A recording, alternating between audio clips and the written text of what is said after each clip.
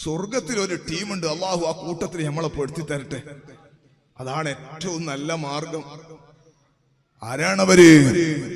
സ്വർഗത്തിൽ അവരിങ്ങനെ ചിറകുകൊണ്ട് പാറിക്കളിച്ചു കൊണ്ടിരിക്കുകയാണ്.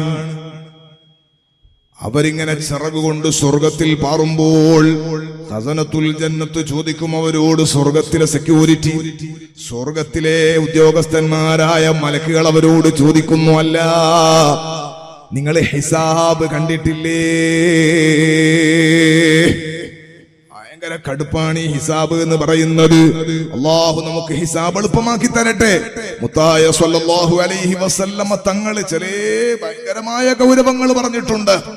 അള്ളാന്റെ ഫضല് കൊണ്ടല്ലാണ്ട് രക്ഷപ്പെടാൻ കഴിയൂല. നമ്മൾ ഉറപ്പിക്കണം, നമ്മളെ ഒരു ഇബാദത്ത് കൊണ്ടും നമ്മൾ രക്ഷപ്പെടണമെന്നില്ല. അള്ളാഹു നമ്മളെ സ്വീകരിക്കട്ടെ.